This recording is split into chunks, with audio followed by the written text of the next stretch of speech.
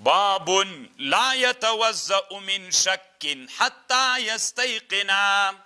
طالبانو د دې باب مقصد شي ده، دا اصل کې د فقه او قانون ته دغه اشاره کوي څه ورته وایي. علامه امام بخاری رحمه الله یوې قاعدې ته اشاره کوي. قاعده طالبانو داسې ده چې یقین په چا باندې نه زایله کیږي، په شک باندې. یقین په شک باندې نه زایله کیږي. اوس ګوره یو سړی ده، اوري دا درې شیان وپېژنئ. یو یقین ده، یو ظن ده، یو ظن ده، یو وهم ده، یو شک ده. دې درې واړو په مابین کې فرق داسې ده. تاسو خو سلم کې ویلي دي یو شي باندې د تا چې دا به وي که به نه وي، نو که 80% وو، 80% یا غالب د تا ګمان دا و چې دا ده، دې ته ظن وایي.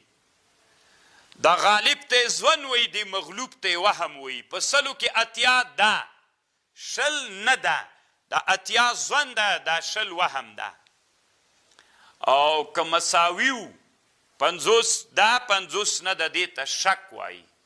اوس قانون واورئ، قاعد دا خبر علامه بدرالدین العیني کړی. اوس خبر واورئ، شک چې د طالبانو یقین په شک نه زایله کیږي. اوس دما یقین سته چې دما اودس ده، صحیح ده، دما ښه کلک یقین ده چې زه اودس لرم. خو خبره دلته داسې شوله، په مانځه باندې دلته د مانځه وخت را ورسېده، نو ما ته شک را وغورځېد چې دما به اودس وي که به نه وي. که دا په مرتبه د شک کې وو، ما خو اودس یقیني د طالبانو، دغه شک باندې یقین نه زایله کیږي. ما اودس ته ده، یعنې دا مطلب ده. که په مانځه کې ودرېدلمه، په مانځه کې یو دم شک را وغورځېده چې اودس خو مات شو که.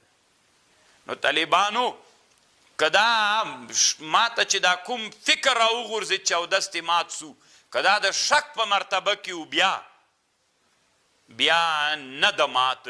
ځکه قانون او قاعده دا ده الیقین لا یزول بالشک، یقین په شک باندې نه زایله کیږي. طالبانو دا یوه لویه علمي قاعده ده، او دی قاعدې دپاره علامه ابن النجیم په اشباح والنظایر کې ډېر جزیات راوړي دي. یقین په شک باندې نه زایله کیږي. د امام بخاري مقصد دا ده.